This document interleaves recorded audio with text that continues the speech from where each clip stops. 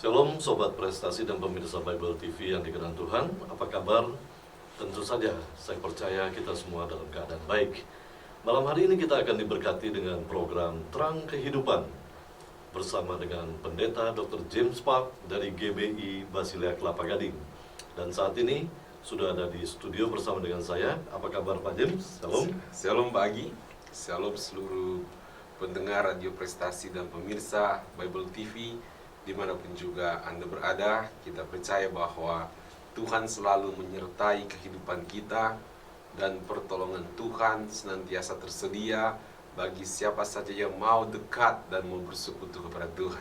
Amin. Amin. Amin. Ya, Pak James, kira-kira apa tema yang akan disampaikan kepada pendengar Prestasi dan pemirsa Bible TV di studio ini?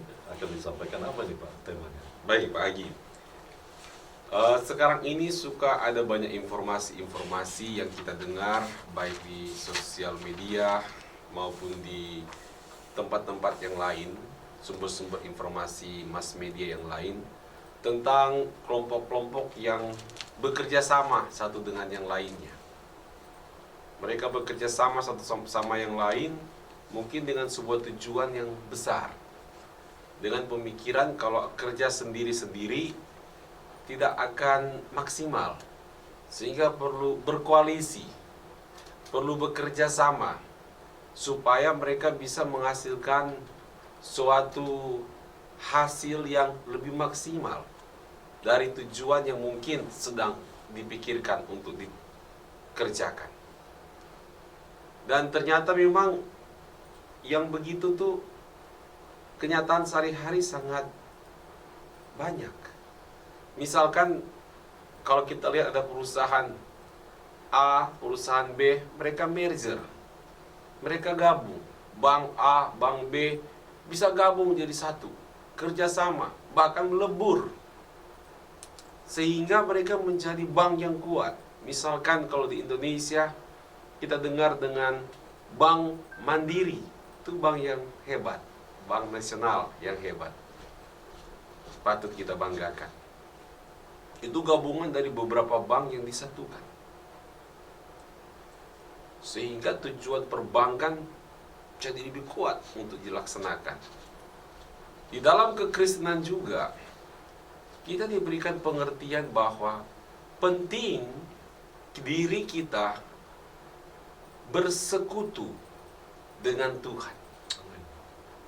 Kalau kita bersekutu, bekerja sama, berkoalisi dengan Tuhan, maka kita akan melihat ada suatu berkat besar yang mampu kita wujudkan lewat persekutuan, fellowship, kerjasama, koalisi antara kita dengan Tuhan. Nah, poin inilah yang akan kita renungkan bersama-sama selama 1 jam ke depan. Demikian Pak. Ya, tema yang sangat menarik. Saya percaya tema ini sangat memberkati kita semua. Nah, Sobat Prestasi dan pemirsa Bible TV, kita akan segera mulai. Namun sebelum itu, mari saya ajak kita semua untuk berdoa. Dan kita akan buka di dalam doa. Mari kita berdoa. Bapa di dalam kerajaan surga, kami sungguh mengucap syukur atas semua kebaikan Tuhan di dalam kehidupan kami. Pada malam hari ini Tuhan, kami masih mendapatkan kesempatan untuk mendengarkan firman-Mu. Biarlah kami duduk diam, kami mau siapkan hati kami Tuhan. Kami mau siapkan pendengaran kami, agar kami dapat menerima firman-Mu dengan baik. Amin. Dan firman ini tertanam di dalam kehidupan kami, dan kami jadikan sebagai pedoman bagi kehidupan kami di hari-hari mendatang. Amin. Terima kasih Tuhan, berkati hamba-Mu yang akan menyampaikan firman ini. Di dalam nama Tuhan Yesus kami berdoa. Haleluya, amin. Sobat Prestasi dan pemirsa Bible TV yang dikasihi Tuhan, sambil firman Tuhan nanti disampaikan, jika Anda mungkin dalam pergumulan hidup, Anda punya masalah, Anda sedang banyak mengalami problem-problem, baik rumah tangga ataupun mungkin pekerjaan, dan Anda membutuhkan atau ingin didoakan, silakan nanti Anda dapat mengirimkan SMS ke 0817 197453. Saya ulangi sekali lagi, 0817 197453. Baik, kita akan segera mulai dan waktu saya persilakan kepada Pendeta James. Terima kasih Pak Agi. Sobat Prestasi dan pemirsa Bible TV dimanapun juga Anda berada, kita akan membaca firman Tuhan di 1 Korintus 1 ayat 9 dengan tema berkat bersekutu dengan Kristus. Kita akan lihat kebenaran firman Tuhan di 1 Korintus 1 ayat yang ke-9. Demikian bunyi firman Tuhan berkata demikian. Allah yang memanggil kamu kepada persekutuan dengan anaknya Yesus Kristus Tuhan kita adalah setia. Di sini kita melihat ada satu penegasan bahwa Tuhanlah yang memanggil kita. Tuhan yang memanggil kita dengan sebuah tujuan, sebuah harapan, suatu keinginan yang kuat, yaitu adanya persekutuan antara kita dengan Tuhan, antara kita, orang-orang yang telah dipanggil oleh Tuhan, dengan Tuhan Yesus Kristus. Ada satu persekutuan, persekutuan dengan anaknya Yesus Kristus. Persekutuan itu artinya kita fellowship, kita bekerja sama, kita bersatu, atau sekarang sering dengan istilah berkoalisi, satu dengan yang lainnya. Lalu apa manfaatnya kalau kita bersekutu dengan Tuhan? Di mana-mana orang suka bersekutu. Di sebuah wilayah regional, orang suka bersekutu. Ada namanya perkumpulan bangsa-bangsa se-Asia Tenggara. Mereka bersekutu, yang sering disebut dengan ASEAN. Menarik bukan? Kalau perkumpulan bangsa-bangsa yang ada di Eropa, mereka bekerja sama, suka ada istilah namanya NATO. Kalau perkumpulan bangsa-bangsa seantero dunia, namanya apa ya Bagi? PBB, Pak. Apa itu PBB? Persatuan Bangsa-Bangsa. Ya, Persatuan Bangsa-Bangsa. Kenapa ya harus dibuat seperti itu? Tentu ada manfaat. Ada manfaat yang besar. Dengan adanya satu persekutuan, dengan ada satunya perkumpulan demikian, akan muncul satu pengertian satu sama yang lain. Indonesia dengan Singapura, dengan Malaysia, negara ASEAN, maka akan saling mengerti satu sama yang lain. Jikalau ada salah pengertian enak, karena teman bersekutu, tinggal ngobrol, selesai. Nggak perlu angkat senjata. Korea Utara, Korea Selatan, sama-sama Korea. Bedanya cuma beda di kompas, yang satu utara, satu selatan. Tapi Korea sama. Tapi mereka tidak punya suatu persatuan, persekutuan, fellowship bersama menjadi sebuah negara. Pecah jadi dua. Itu bisa menimbulkan curiga dan curiga. Sampai kapal induk Inggris pun dikirim ke sana untuk urusan-urusan begini. Bisa ribut, bisa perang, bisa korban nyawa. Pembangunan bisa rusak. Bangunnya bisa 50 tahun. Sekali kena rudal, dus, hancur. Bangunnya lagi, repot. Tapi coba ada persekutuan, ada persatuan, maka itu mengurangi perselisihan, mengurangi kesalahpengertian satu dengan yang lain. Saya percaya bahwa Tuhan tidak pernah salah ngerti tentang hidupmu. Tuhan tidak pernah salah paham tentang pribadimu. Tuhan tidak pernah terbatas memahami persoalanmu, memahami pergumulanmu. Tuhan tidak pernah terbatas. Tuhan betul-betul paham siapa Anda, apa pergumulan Anda. Tuhan mengerti tekanan hidup yang sedang kita gumuli saat ini. Dia sungguh tahu, Dia sungguh mengerti. Karena Dia Allah Maha Tahu. Dan Dia adalah Tuhan yang pernah jadi manusia dan mengalami sendiri pengalaman manusiawi, pergumulan yang berat-berat seperti itu. Perasaannya ditekan, emosi yang sepertinya ditekan begitu kuat, hati yang udah mau hancur, kayak diperas pikirannya, tapi nggak dapat juga jalan keluar. Tubuh yang sakit.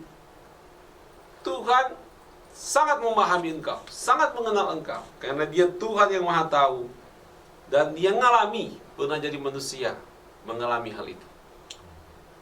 Sampai Dia mati di kayu salib untuk menebus dosa-dosa kita. Thus, ketika kita jadi anak Tuhan, apa yang menjadi persoalan? Persoalannya adalah ada kemungkinan besar kita bisa salah paham tentang Tuhan. Apanya yang salah paham? Bukankah kita percaya Yesus Tuhan dan Juru Selamat? Iya, betul. Tetapi kita bisa salah paham tentang cara Tuhan berpikir mengenai persoalan hidupmu. Kita bisa salah paham tentang cara Tuhan memahami pergumulan hidupmu. Kita bisa salah mengartikan tentang cara Tuhan sedang bertindak untuk menolong kehidupan Anda. Kita bisa salah paham. Istilah sekarang yang lebih tegas lagi, kita bisa gagal paham.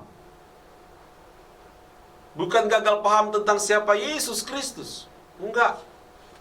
Kita percaya Tuhan Yesus Juru Selamat kita. Tapi kita bisa gagal paham tentang cara Tuhan mengasihi dirimu, sehingga engkau bisa berpikir saat ini seolah-olah Tuhan sudah meninggalkanmu dan sedang jauh dan sedang tidak mengasihimu. Padahal tidak begitu. Kita bisa mengalami hal-hal seperti ini. Gagal paham. Bukan tentang pribadi Tuhan, tapi mungkin tentang cara Tuhan, isi hati Tuhan tentang hidup Anda,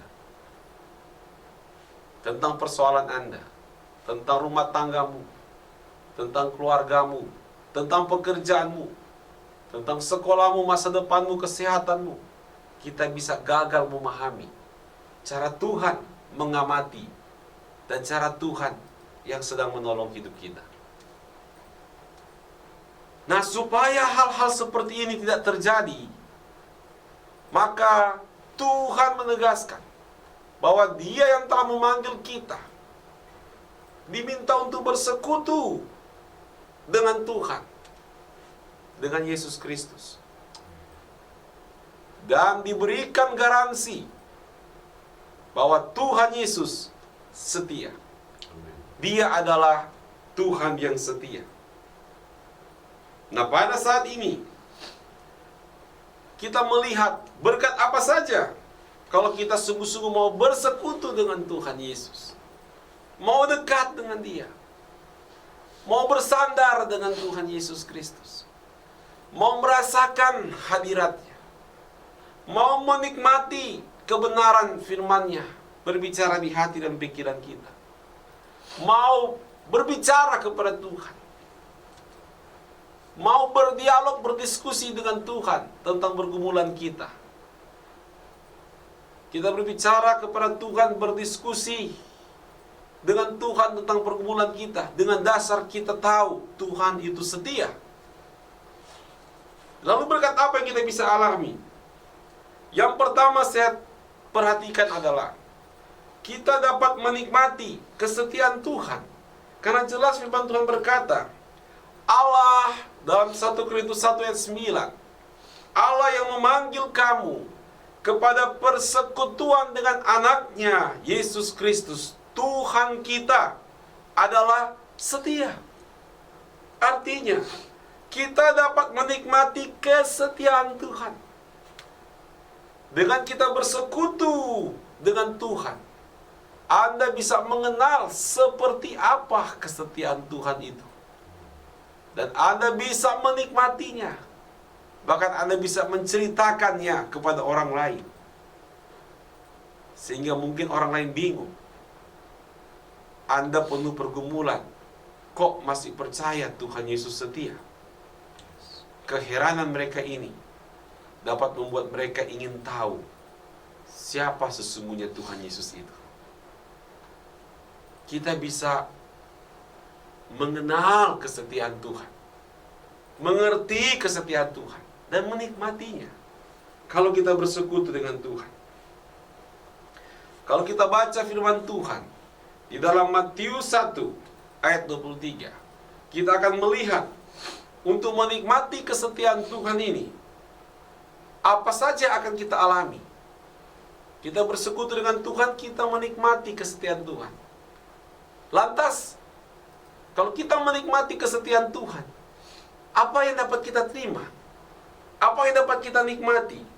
Di dalam Matius 1 ayat 23, nanti Pak Agi akan bantu baca buat kita. Baik, demikian firman Tuhan, Matius 1 ayat 23. Sesungguhnya anak darah itu akan mengandung dan melahirkan seorang anak laki-laki, dan mereka akan menamakan dia Immanuel, yang berarti Allah menyertai kita. Ya, Tuhan punya rencana yang besar buat sebuah keluarga muda, Yusuf dan Maria. Rencana yang besar untuk melahirkan Mesias. Tapi Yusuf tidak mengerti. Dia takut untuk menjalaninya. Bahkan sampai ke bawah mimpi. Dia mikirin terus sampai ke bawah mimpi. Dan Tuhan bicara dalam mimpinya. Ketika dikatakan bahwa dia disebut Immanuel, yang berarti Allah menyertai kita. Ketika dikatakan demikian, bangunlah Yusuf. Dan Yusuf berkata, yes, aku mau berjalan sesuai dengan rencana Tuhan. Meskipun pergumulannya besar, dia mau. Kenapa? Rupanya karena dia percaya bahwa Yesus Kristus mempunyai kepribadian, karakter, yaitu senang menyertai anak-anaknya. Jadi kita lihat Yusuf jadi siap berbicara tentang menikmati kesetiaan Tuhan. Itu menekankan bahwa kita mengalami penyertaan Tuhan. Bisa dibayangkan seperti apa kira-kira berkat kalau kita disertai oleh Tuhan. Yusuf yang ragu-ragu karena tahu bahwa yang dilahirkan adalah Mesias dan Tuhan akan menyertainya. Kalau dia bersama anak itu, Tuhan akan menyertainya. Jadi dia temani, dia terima rencana Tuhan. Kalau anak itu lahir dalam keluarganya, anak itulah Immanuel, yang artinya Tuhan menyertai. Jadi dia langsung pikir, oke, saya jalani rencana Tuhan. Yesus Kristus ada dalam rumah tangga saya. Anak yang sulung. Ada keberanian di situ. Tidak ragu melihat pergumulan. Tidak ragu ketika ada sesuatu yang berubah begitu drastis dalam hidupmu. Selama kita menyadari ada penyertaan Tuhan. Ada lagi sebuah tokoh di Alkitab. Di dalam 1 Samuel 18 ayat 14. Jadi kalau bicara menikmati kesetiaan dari Tuhan, berarti kita mengalami penyertaan Tuhan. Dan yang kedua adalah kita dapat mengalami keberhasilan dari Tuhan. Selain kita menikmati penyertaannya, kita juga bisa mendapatkan keberhasilan bersama dengan Tuhan. Mengapa demikian? Ada firman Tuhan bicara di dalam 1 Samuel 18 ayat yang ke-14 yang berkata demikian. Daud berhasil di segala perjalanannya sebab Tuhan menyertai dia. 1 Samuel 18 ayat 14. Daud berhasil di segala perjalanannya. Apa yang membuat Daud berhasil di segala perjalanannya? Karena Tuhan menyertai dia. Jadi kalau bicara tentang Tuhan menyertai kita, itu menekankan bahwa kita diberikan kesempatan oleh Tuhan mengalami keberhasilan. Apabila kita ingin mengalami keberhasilan dalam hidup ini, kesempatannya ada ketika Anda mau disertai oleh Tuhan. Kalau kita tidak disertai oleh Tuhan, maka keberhasilan itu jauh dari hadapan kita. Tapi keberhasilan itu tersedia ketika kita berkata, Tuhan, aku mau Engkau menyertaiku. Itu bicara tentang kesetiaan Tuhan. Ini berkat yang sangat luar biasa. Yang berikutnya, apalagi berkat daripada kita menikmati penyertaan dari Tuhan. Saya minta tolong Pak Agi bisa lihat di Kisah Rasul 11 ayat yang ke-21. Baik, demikian firman Tuhan. Dan tangan Tuhan menyertai mereka, dan sejumlah besar orang menjadi percaya dan berbalik kepada Tuhan. Menarik sekali. Firman Tuhan bicara di sini bahwa tangan Tuhan menyertai mereka. Sejumlah besar orang menjadi percaya dan berbalik kepada Tuhan. Jadi orang-orang percaya waktu mengalami penganiayaan setelah Stefanus menjadi martir. Mereka terpencar kemana-mana, sampai ke Antioquia dan kemana-mana. Tapi mereka tetap setia bersaksi tentang Yesus Kristus. Di tengah-tengah penganiayaan, mereka bersaksi tentang pribadi Tuhan Yesus Kristus. Di tengah-tengah pergumulan, mereka jadi saksi Kristus. Apa yang mereka kerjakan berhasil. Kenapa ya? Karena Tuhan menyertai. Artinya apabila Tuhan menyertai kita, maka kita bisa mengalami peneguhan, termasuk dalam pelayanan kita. Apa yang sudah Tuhan kerjakan, Tuhan teguhkan. Bukankah indah menikmati penyertaan Tuhan? Ketika Tuhan menyertai kita, sangat indah. Itu mulai daripada kita menikmati kesetiaan Tuhan. Kesetiaan Tuhan, Anda akan menikmati penyertaan Tuhan. Anda juga akan mengalami keberhasilan dari Tuhan. Dan Tuhan yang setia akan membuat Anda mengalami peneguhan demi peneguhan dari setiap keberhasilan, dari setiap yang Tuhan bukakan dalam hidupmu. Ada orang menikmati keberhasilan, susah sekali capai keberhasilan itu. Setelah capai, penuh dengan ketakutan. Jangan sampai ambruk apa yang sudah dikerjakan ini. Apa yang telah dicapai, jangan sampai ambruk dan runtuh. Tapi tidak punya kepastian bagaimana bisa diteguhkan keberhasilan tersebut untuk melangkah kepada pintu berkat Tuhan yang berikutnya, kepada keberhasilan yang berikutnya. Bingung bagaimana caranya. Tidak perlu bingung. Selama Anda bersekutu dengan Tuhan, Anda akan menikmati kesetiaan Tuhan. Ketika Anda menikmati kesetiaan Tuhan, Anda akan merasakan Tuhan menyertaimu. Tuhan membuat engkau berhasil. Apa yang sudah berhasil, Tuhan akan teguhkan, teguhkan, dan teguhkan. Tidak perlu takut ada yang hilang dalam hidup kita. Karena Tuhan terlalu baik. Dia mampu memulihkan segala sesuatu. Siapa Anda? Seberat apa pergumulan? Seberapa besar yang pernah hilang dalam hidupmu? Allah mampu memulihkannya. Asalkan Anda mau bersekutu dengan Tuhan, menikmati kesetiaan Tuhan, maka penyertaan Tuhan itu pasti memulihkan kehidupan Anda. Paling menarik kisah Ayub. Tapi Ayub terus berbicara kepada Tuhan, terus bersekutu dengan Tuhan mengenai pergumulan yang dia alami. Sehingga Ayub menikmati kesetiaan dari Tuhan. Ayub menikmati penyertaan dari Tuhan. Ayub pun mengalami pemulihan dari apa yang pernah hilang dalam hidupnya. Malahan Tuhan mengangkat Ayub lebih tinggi dan lebih tinggi. Artinya Tuhan teguhkan lagi dan makin teguhkan lagi.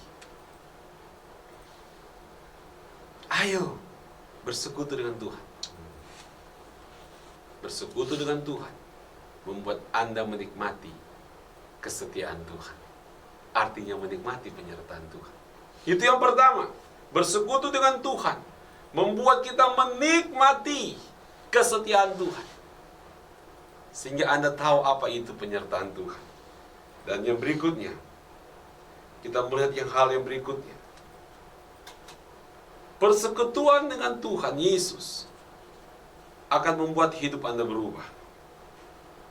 Kita lihat 2 Korintus 3 ayat yang ke-18. 2 Korintus 3 ayat 18. Nanti Pak Agi akan membantu kita membacakan firman Tuhan ini.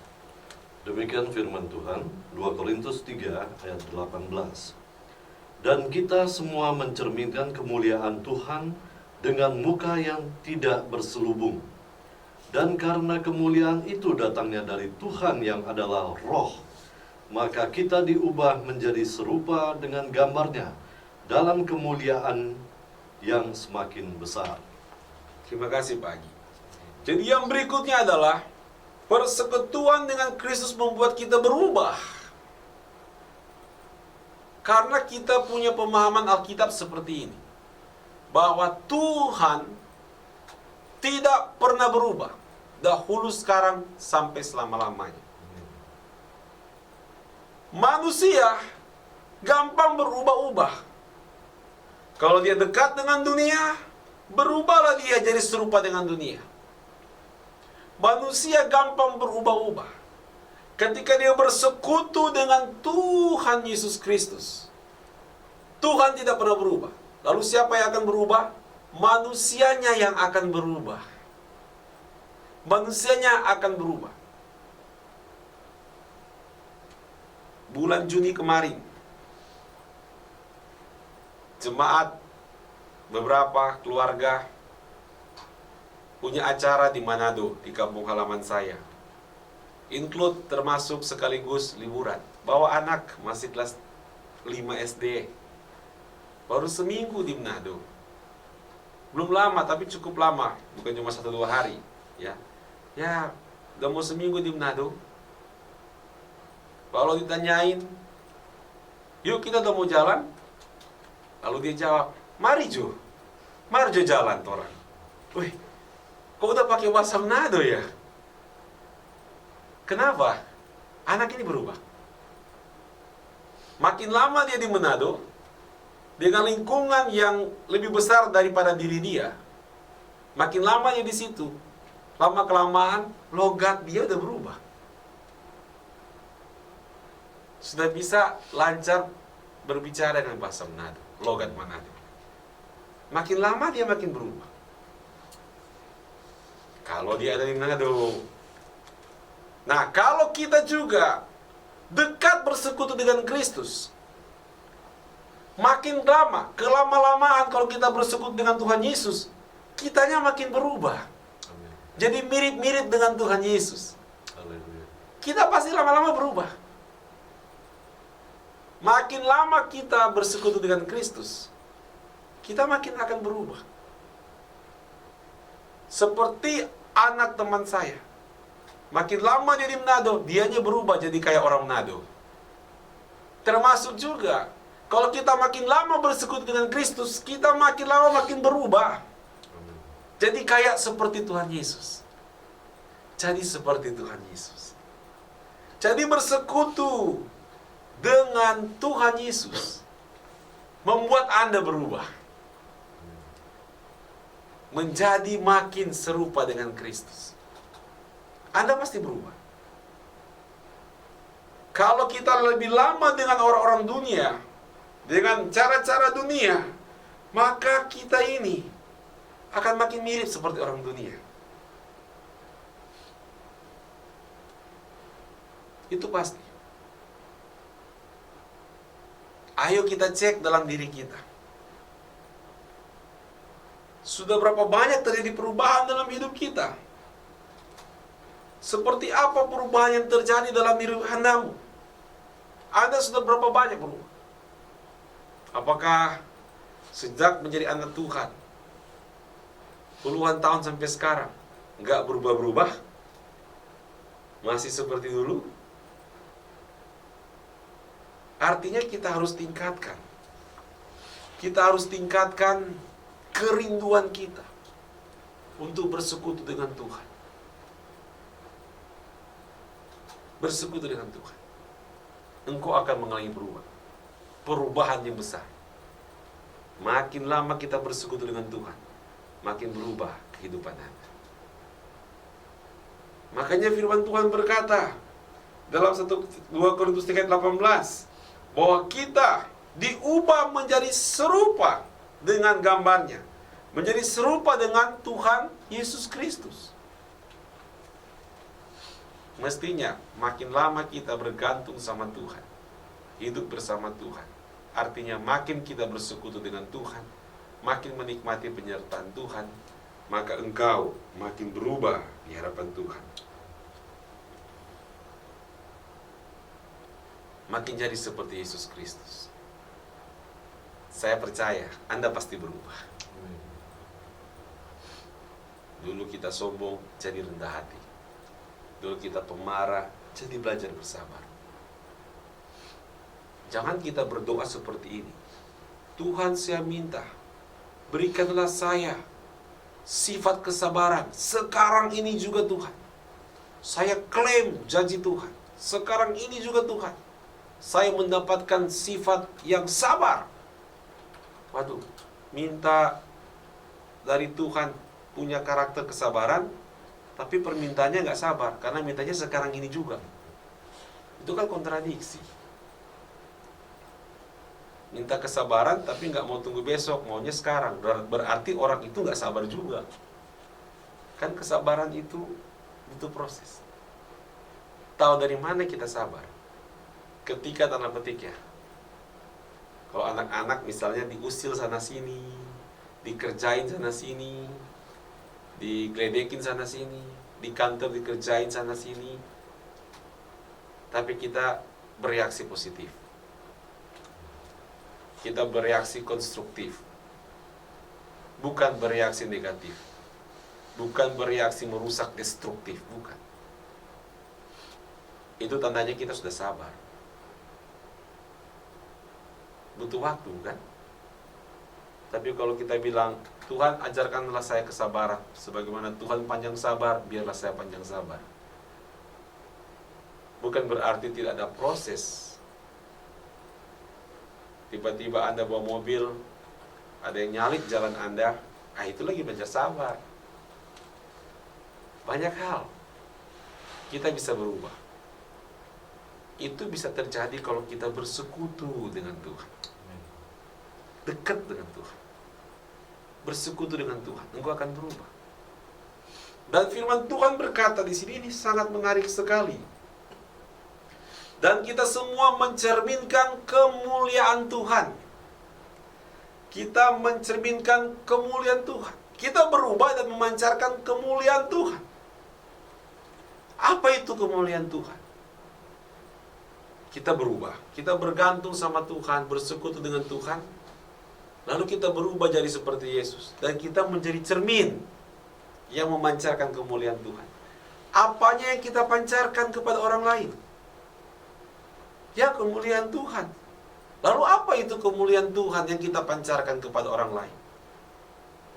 Itu adalah nilai-nilai kebenaran yang kita serap waktu kita bersekutu dengan Tuhan. Nilai-nilai kebenaran yang sudah kita serap dan mengubah kehidupan kita. Dan nilai-nilai kebenaran itulah yang dilihat oleh orang lain melalui diri kita. Itulah namanya kita memancarkan kemuliaan Tuhan.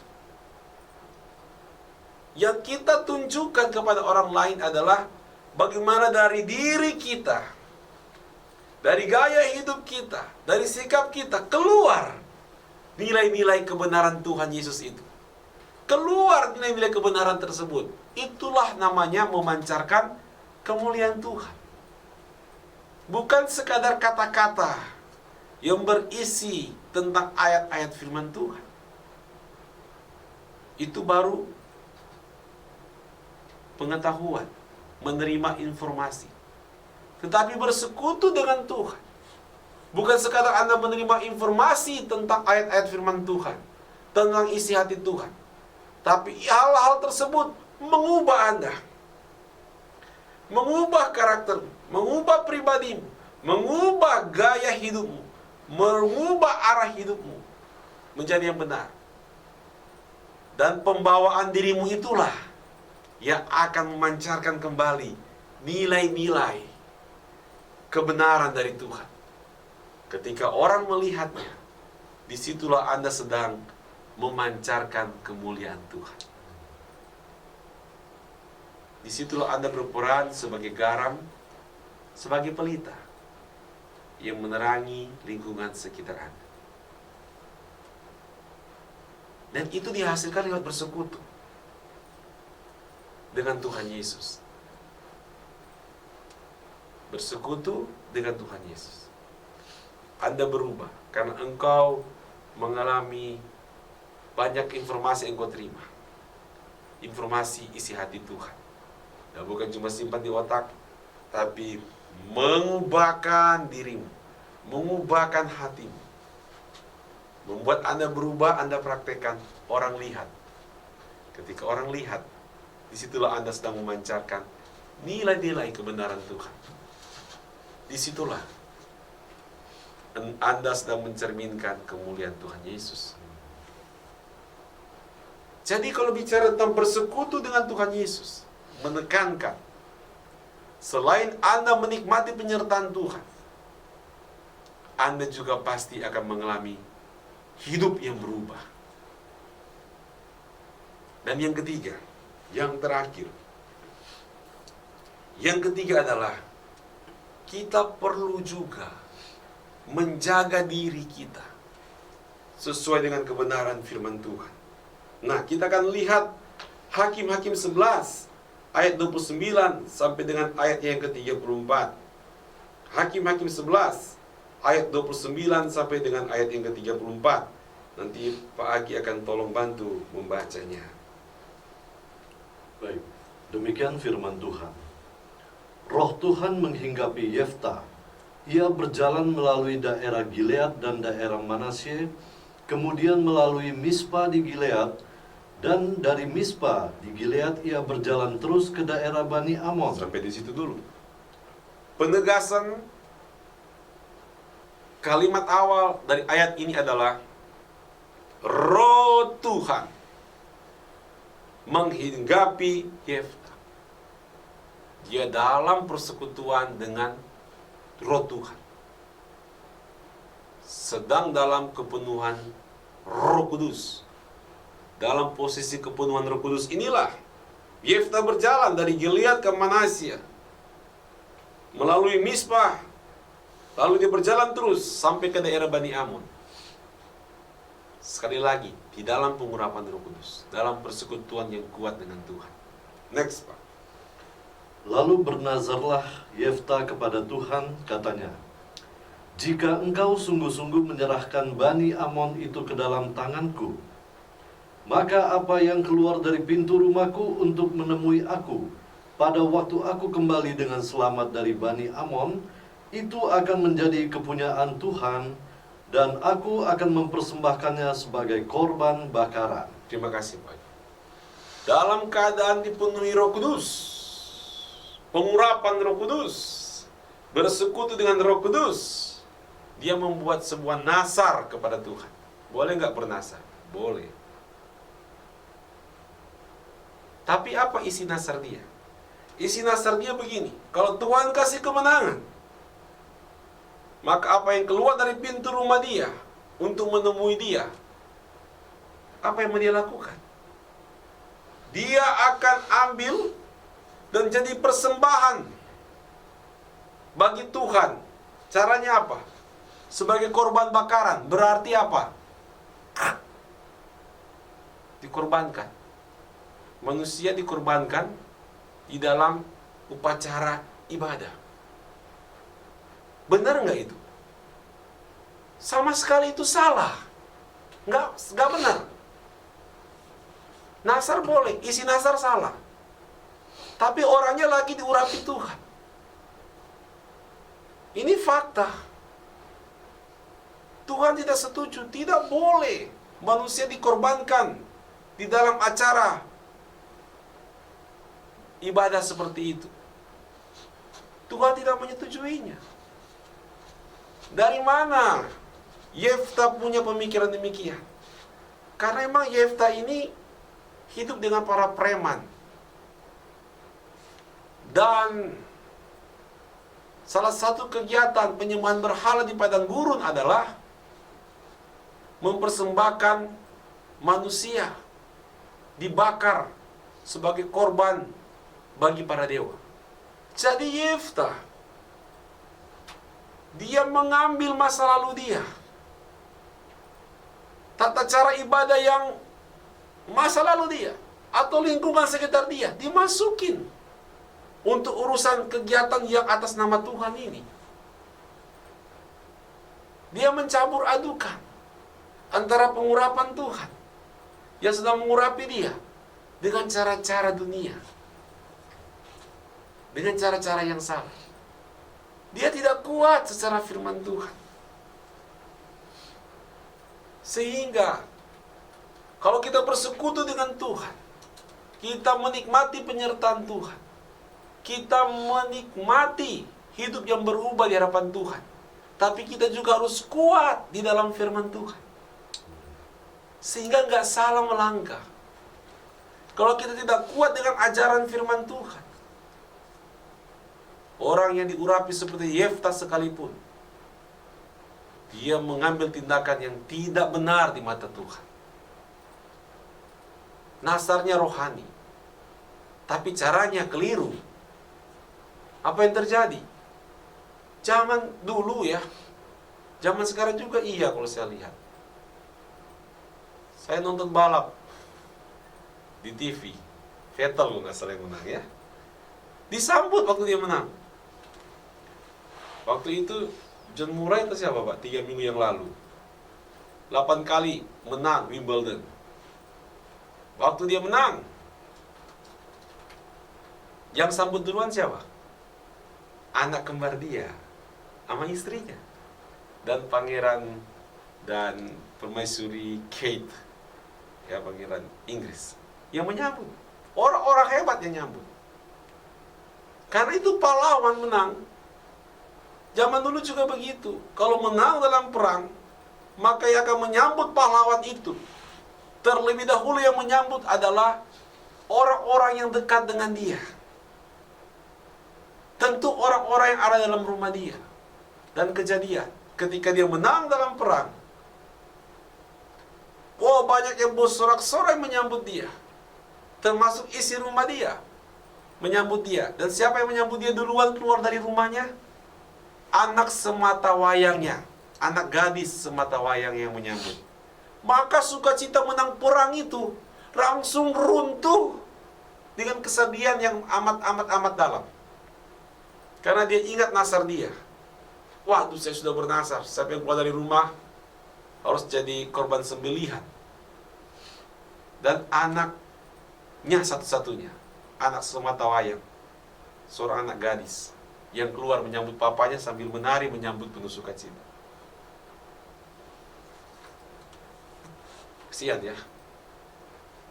Dan anaknya protes dengan cara dibilang, "Papa, beri saya waktu 2 bulan, mau menangisi diri saya bersama para perempuan-perempuan di Israel. Mereka pergi di padang gurun, 2 bulan menangisi nasib anak Yefta ini." Tapi Yefta tidak mau membatalkan nasar dia. Padahal kalau kita ingat cerita, Ishak mau dikorbankan sama Abraham. dibatalkan oleh malaikat. Karena itu cuma cobaan. Karena tidak boleh dibatalkan. Kurang ini untuk memahami firman Tuhan. Bisa membuat kita salah melangkah. Persekutuan dengan Tuhan membuat hati kita tambah sedih. Karena salah nih. Yefta nggak mau rendah hati. Dia nggak mau batalin. Jadi kemenangan dia menjadi prahara musibah yang menyedihkan. Coba kita lihat firman Tuhan. Ya. Kita lihat firman Tuhan di dalam Imamat 18 ayat 21. Saya bacakan. Janganlah kau serahkan seorang dari anak-anakmu untuk dipersembahkan kepada Molok, supaya jangan engkau melanggar kekudusan nama Allahmu. Akulah Tuhan. Jadi nggak boleh mempersembahkan manusia dibunuh untuk acara ibadah. Nggak bisa. Ini kitab Taurat Musa sudah ada sebelum Yefta ada. Mestinya Yefta harus tahu dia kurang. Kita harus Alkitabiah juga memahami firman Tuhan, supaya jangan modal semangat, padahal yang kita ambil adalah kebiasaan masa lalu kita. Yang kita ambil masa lalu yang duniawi kita, manusia lama kita. Yang kita pakai sebenarnya kebiasaan duniawi sekitar kita. Padahal sebenarnya lagi diurapi Tuhan. Sayang, nanti jadi tragedi. Contoh Bilangan 18 ayat 15 berkata demikian. Semua yang terdahulu lahir dari kandungan segala yang hidup, yang dipersembahkan mereka kepada Tuhan, baik dari manusia maupun dari binatang, adalah bagianmu. Jadi rupanya kalau ada dalam sebuah keluarga, manusia yang pertama kali lahir harus dipersembahkan kepada Tuhan. Tapi apakah harus dibunuh? Tidak, karena ayat firman Tuhan berkata begini, dilanjutkan. Hanya haruslah kamu menebus anak sulung manusia, juga anak sulung binatang yang najis, haruslah kamu tebus. Tebus ada penggantinya. Mestinya anak manusia yang pertama kali lahir, anak yang sulung milik Tuhan kan? Harus diambil sama Tuhan. Tapi apakah Tuhan langsung cabut nyawa anak sulung dalam rumah? Enggak. Diganti dengan korban binatang. Diganti dengan korban binatang. Karena Tuhan tidak menyetujui manusia dikorbankan di dalam kegiatan-kegiatan ibadah. Ada pembunuhan begitu, itu tidak manusiawi. Korban bakaran demikian tidak alkitabiah. Kenapa Yefta lakukan? Kemana tuh Yefta punya pemahaman? Jangan terbawa oleh emosi. Nanti nilai-nilai duniawi masuk. Meskipun dalam pengurapan Tuhan. Dalam pengurapan Tuhan pun, Tuhan tetap memaksa Anda untuk belajar mentaati Tuhan, menaklukkan kedagingan kita di hadapan Tuhan. Kita harus taklukkan itu. Kalau nggak bisa salah melangkah. Kasihan.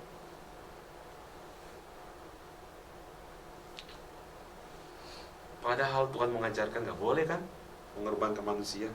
Ini menyedihkan. Jadi kita belajar di sini adalah kita meskipun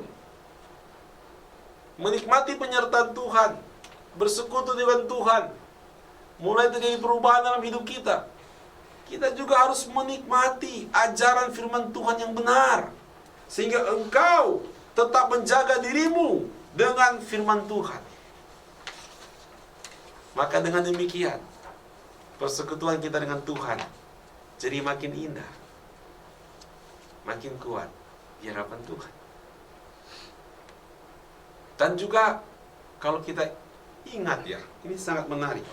Di dalam Kisah Rasul 8 ayat 9-13 dan 18-22, ada Simon tukang sihir. Dia orang yang terkenal. Filipus datang, dia bertobat. Yohanes datang, baptis dengan Roh Kudus, dia lihat, wih sakti juga nih Yohanes. Dan dia mau bayar Kalau boleh dia mendapatkan kuasa itu. Untuk apa? Supaya namanya bisa jadi besar. Supaya namanya bisa jadi besar, supaya Simon merasa supaya dia bisa jadi orang yang hebat. Seperti Yohanes. Lalu Petrus menegur Simon penyihir ini supaya bertobat.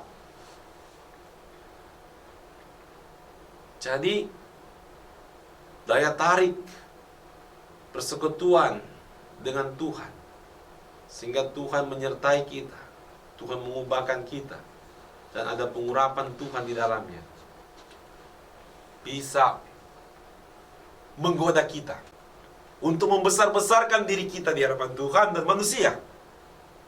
Dan itu berbahaya. Kita harus berubah. Amin.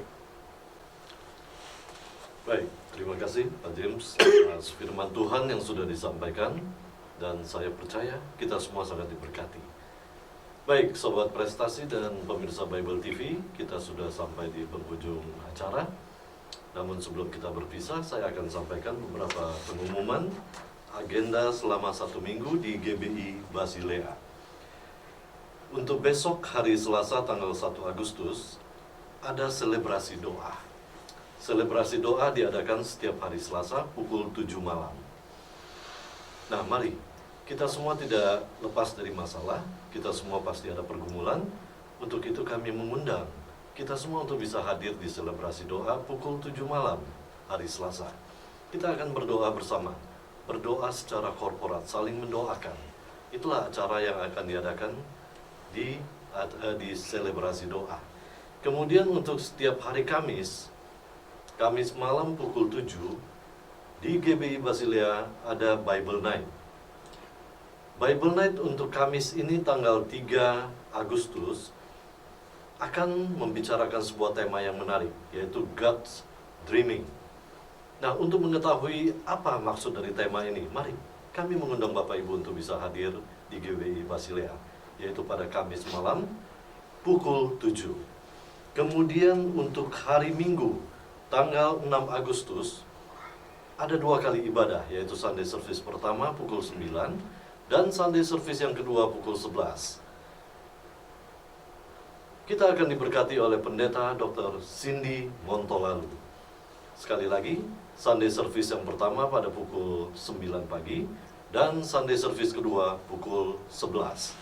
Bersamaan dengan Sunday Service yang pertama dan kedua, akan ada Sunday School for Kids.